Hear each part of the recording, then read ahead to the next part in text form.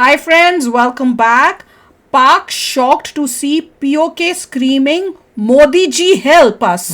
जय हिंद. ओए होए. POK भारत का. ओ कह रहे हैं कि POK में से आवाजें आ रही हैं कि मोदी जी हमें बचाओ और जय हिंद बोल रहे हैं. चलो वीडियो शुरू करते हैं. वीडियो शुरू करने से पहले अगर आप चैनल पर नए हो और आपने अभी तक सब्सक्राइब नहीं किया तो जल्दी से पहले सब्सक्राइब के बटन और बेल आइकन को क्लिक कर लो ताकि आपको हमारे सारी न्यू वीडियोस की नोटिफिकेशन मिल जाए जैसे हम अपलोड करें. अगर आपको वीडियो पसंद आता है प्लीज़ लाइक एंड शेयर. चलिए शुरू करते हैं. अब इसमें एक ही है कि मैंने एक और खबर सुनी थी आज कि बहुत बड़ा रिंग नेटवर्क पकड़ा गया है पाकिस्तान में जो किडनियाँ बेच रहा था और उनका POK में भी ऑपरेशन करते. इतने सारे लोगों की किडनियाँ बेची हैं कि उन लोगों को तो पता ही नहीं उनकी किडनी जा चुकी है. ऐसे कैसे हो गया? मतलब बहुत तहलका मचा है. मतलब उन्होंने जो भी बंदे बीमार आते हैं हॉस्पिटल में बेहोश करके उनको बेहोश करके ले गए, उनकी किडनी निकाल के वापस छोड़ गए. ऐसी एक मैंने कोई नॉवल पढ़ा था, पता नहीं कोमा नाम था क्या था, वो भी ऐसा कुछ था. पूरे यहाँ तक न्यूज आ गई इतनी जबरदस्त कि इतनी किडनियां उन्होंने बेची हैं. पर प्राइस ही बताई थी किडनी की, पता नहीं कितने $1000 में किडनियां बेची हैं और लोगों को पता तक नहीं कि उनकी किडनी एक जा चुकी है. उनको दिख नहीं रहा था कट लग गया या कुछ, उनको नहीं पता कि हमारे कट क्यों लगा हुआ है. ऑपरेशन हो गया, उल्लू बना बनू के किसी और चीज का ऑपरेशन कुछ करने था, ऑपरेशन किडनी निकाल ली, उसको हाजिर दर्द हो रही है. उन बंदों को पता नहीं किडनी जा चुकी है. माय गॉड, बाप रे. और POK में भी कर रहे थे वो सब काम. देख लो POK लोगों की भी किडनियां ली हैं. बाप रे, ये है देख लो. तो चलो शुरू करते हैं. वैसे अभी तक तुम यहाँ पर आए गए हो तो देख ही लो क्या बनाया. आज दिल्ली और मुजफ्फराबाद दोनों ही जगह से एक साथ एक ही आवाज उठी, POK को पाकिस्तान के कब्जे से आजाद कराना. के आजाद कश्मीर भर में अवामी एक्शन कमेटी की कॉल के ऊपर धरने जारी है और गुज़श्ता रात आजाद कश्मीर के तमाम अजला में हुकूमत आजाद पुलिस मार रही है ना, रोकने की कोशिश करी उन्हें, उनको उखाड़ना शुरू कर दिया और इस वक्त हालात है आजाद कश्मीर भर में खासे कशीदा है. आजाद कश्मीर जिसको बोलते हैं POK. The protests are essentially against the high taxes on electricity bills, the deep cuts in subsidies and also long hours of load shedding.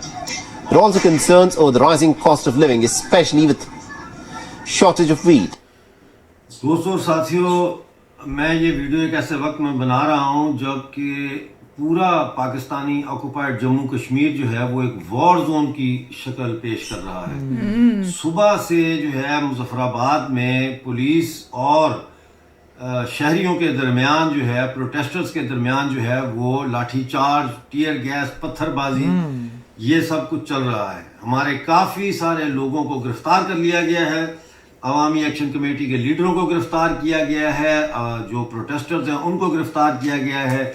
और इस वक्त तक जो मुझे इतला आ रही है वो यही है कि मुजाहरे जो है उनकी शिद्दत में इजाफा हो रहा है. ऐसे वक्त में क्या दुनिया को नज़र नहीं आ रहा कि हमारे साथ क्या हो रहा है?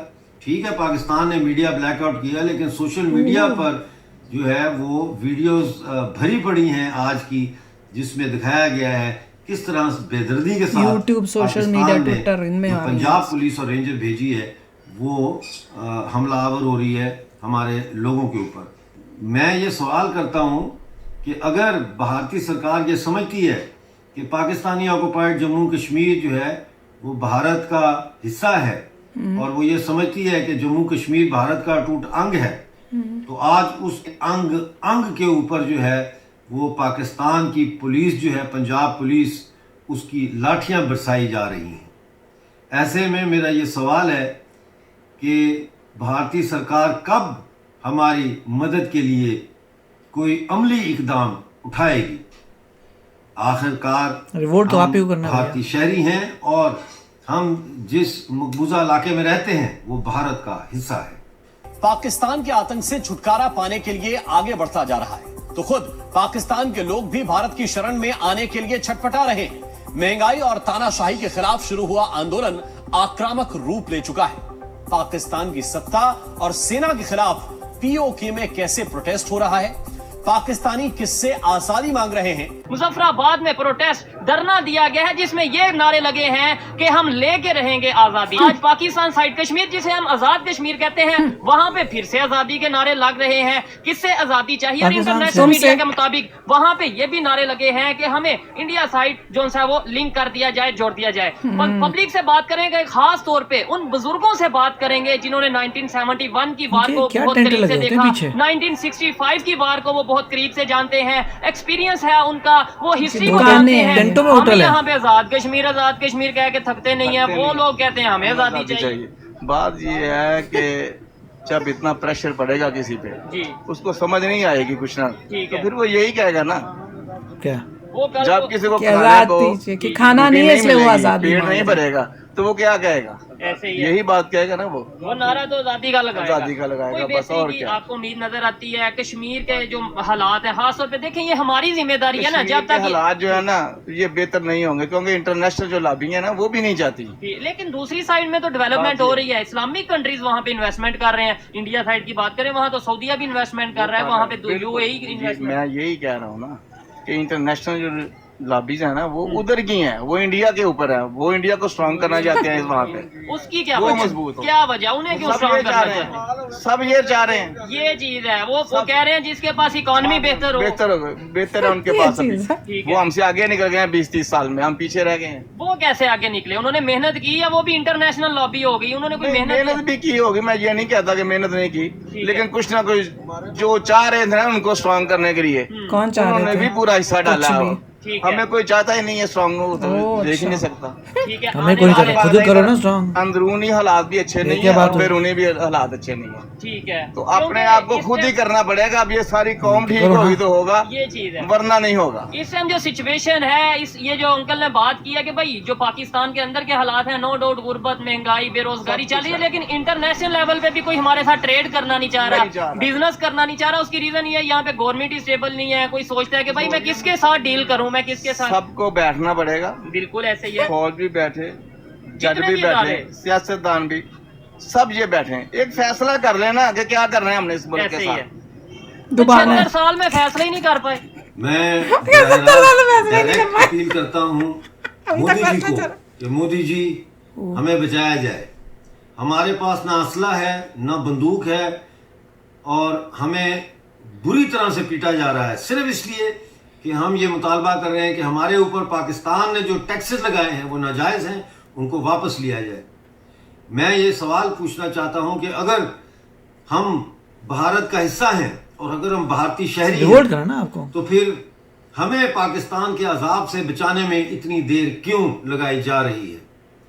मैं ये सवाल भी आपसे करना चाहता हूं मोदी जी कि हम और कितना इंतजार करें, हम और कितनी मार खाएं, खुद क्या करोगे, जिसके बाद आप हमारे लिए कोई अमली इकदाम उठाएंगे। अमली क्या होता मोदी है? जी, मैं आपसे अपील करता हूं कि आप यही समझें कि इस वक्त पाकिस्तान की पंजाब पुलिस और सफेद कपड़ों में जो रेंजर्स उन्होंने भेजी है वो उड़ी पर हमला आवर हुई है, वो राजौरी पर हमला आवर हुई है, वो जम्मू पर हमला आवर हुई है, वो अनंतनाग पर हमला आवर हुई है, वो श्रीनगर पर हमला आवर हुई है। क्या भारतीय सरकार ऐसे वक्त में खामोश रहेगी अगर पाकिस्तान की पंजाब पुलिस उड़ी में घुस जाए या राजौरी में घुस जाए? तो फिर मुजफ्फराबाद से लेकर रावलाकोट तक जो ये पंजाब पुलिस हमारे एहतजाजी कैंप्स उखाड़ रही है, लाठीचार्ज कर रही है, टीयर गैस कर रही है, गिरफ्तारियां कर रही है, इस पर अभी तक भारत से कोई बयान क्यों नहीं आ रहा? मोदी जी, मैं आपसे बड़ी संजीदगी के साथ ये अपील करता हूं, संजीदगी में, सीरियसनेस के साथ हमारे लोगों के हक में आवाज उठाई जाए और हमें पाकिस्तान से आज़ाद करने के लिए अमली इक़दामात की तरफ आगे बढ़ा जाए। यही अपील मैं जयशंकर जी से करता हूं कि आप जब आलमी फोरम्स पर जाते हैं तो वहां पीओजे के लोगों पर होने वाले मजालिम को भी उजागर करें। मैं डिफेंस मिनिस्टर राजनाथ सिंह से अपील करता हूं कि वो हमें पाकिस्तान की से आज़ाद करवाने के लिए अमली तौर पर अब कदम उठाना जो है उसके बारे में संजीदगी से सोचें। और मैं ऑनरेबल अमित शाह जी से भी ये दरख्वास्त करता हूं कि आप सिर्फ नहीं, भारत के होम मिनिस्टर Question नहीं वही है, आएगा। आप पाकिस्तानी ऑक्युपाइड जम्मू कश्मीर के भी होम मिनिस्टर हैं, तो फिर आपको भी जो है इस मसले को उठाना पड़ेगा, हमारे हक में बोलना पड़ेगा। आपने पार्लियामेंट में कहा था जान दे देंगे पीओके के लिए। मैं आपसे ये नहीं कहता कि आप जान दें, लेकिन मैं ये जरूर कहता हूं कि आप एक बयान दें हमारे हक में, हमारे ऊपर होने वाले जुल्म और अत्याचार को बंद कराने के लिए अपना किरदार अदा करें। जय हिंद, जय जम्मू कश्मीर। भाई बताओ कि क्या इंडिया को कुछ करना चाहिए तो क्या करना पहले ये चाहिए? बताओ कि इन लोगों ने इंडिया के लिए क्या किया। हाँ वो भी है भाई कि हम आप ये बोल तो रहे थे जब पॉइंट आया था पूरी और कि उस सब के बारे में, जब पाकिस्तान ने इन एरियाज को कब्जा किया था तो लोगों ने क्या किया था? उन्होंने तो ये कहा था रिलीजन हमारा भाई है, पाकिस्तान रिलीजन हमारा रिलीजन सेम है, हम तो उनके साथ ही हैं। इतने सालों तक तो रिवोल्ट कभी किया ही नहीं, कभी कोई आवाज नहीं सुनी थी। जब पहली बार जब आए थे पाकिस्तान के लोग तो बड़े खुश हुए थे कि रिलीजन हमारा मैच करता, हम तो बहुत खुश हैं। तो अब क्यों चेंज आया? क्योंकि खाने को नहीं मिल रहा। वही तो कह रहे थे। अगर तुम्हें वाकई खाने को नहीं मिल रहा, प्रॉब्लम्स आ रही है, तो अब तुम चाहते हो कि इंडिया ज्वाइन कर लो। इंडिया के लिए तुमने क्या किया? That is a question. अभी इन्होंने तो जय हिंद भी बोला है, सब किया, पर क्वेश्चन ये कि मेजॉरिटी ऑफ द लोग जो पीओके के, उनकी सोच कैसी है और उनको कितना प्यार है भारत से। अगर भारत से प्यार नहीं है पर एक सिर्फ रोटी के वजह से जो है अब वो ये कर रहे हैं, तो वो तो गलत है। ब्रिटिशर्स ने हमें अटैक किया था, तो क्या हम बोले थे आप हमें बचाओ हमें जाओ? हमने खुद अपने आप वो किया, right? You have to fight for your own, जो तुम्हें चाहिए, तुम्हें आजादी चाहिए, फाइट करके आजादी करनी पड़ती है। तो ना किसी को बोलते हैं भाई ये बंदा आएगा ये हमें छुड़ाएगा, नहीं, आपको लड़ाई करनी मैं पड़ेगी। बैठा हुआ ये बंदा मुझे छुड़ाएगा, ये बंदा छुड़ाएगा। अरे तुम खुद क्या कर रहे हो? That is a question. खुद खड़े होके बोलना पड़ेगा, खुद आवाज करनी पड़ेगी, जोर कितने सारे फ्रीडम फाइटर्स ने अपनी जान दी थी, होता है। राइट? यू हैव टू अपने आप फाइट करनी पड़ती है, अपने आप दिखाना पड़ता है, अपने आप रिवोल्ट। देखो है तो पीओके हमारा पार्ट और आएगा हमारे पास। अब कैसे कब क्या करना है ये तो जैसे कह रहे हैं, इसलिए हमारे साथ आना चाहते हैं क्योंकि खाने को नहीं है वहाँ पे। देश से प्यार होना चाहिए भाई, खाली उस डे वजह वन से से नहीं। क्या ऐसा हुआ? डे वन से तुमने कहा नहीं हमें तो वहाँ इंडिया के साथ जाना नहीं कहा ना। That is a point. हमने तो पहली कई वीडियोस में शुरू में कहा था कि ये तभी बोलेंगे जब उनको दिखेगा कि ऑपोजिट साइड में प्रोग्रेस बहुत हो रही है और हमारे यहाँ कुछ नहीं हो रही है। और जब वो बात सच हुई है, ये 5 साल पहले की बात होगी जो हमने बोली होगी, 5 साल पहले, और 5 साल में पाकिस्तान का डाउनफॉल हुआ है अभी रिसेंटली, और वही हुआ कि भैया अब उनको प्रोग्रेस वहां पे दिख रही है और उनको वहां से नजर आ रहा है बड़ी बड़ी बिल्डिंग है, इतना ग्रेट चल रहा है कश्मीर। आप करेंसी डिफरेंस देख लो तो ये उनको प्रॉब्लम आ रही है। बट पॉइंट वही है कि जब पाकिस्तान ने इस एरिया कब्जा किया था तब इन्होंने रिवोल्ट क्यों नहीं किया था? तब इनको नहीं था कि हम तो इंडियंस हैं, तब उनको नहीं था कि हम तो इंडियंस हैं। महाराजा हरि सिंह ने बोला था इंडिया के साथ है तो तुमने कैसे अटैक कर लिया? तब तो उन्होंने कुछ नहीं किया, तब बात हो रही थी सिर्फ रिलीजन की। सो आई डोंट थिंक उनको खुद सोचना पड़ेगा कि व्हाट कई अच्छे लोग भी होंगे जो इंडिया से प्यार करते होंगे और आना चाहते होंगे, पर मेन कंसर्न है मेजॉरिटी किस टाइप की होगी।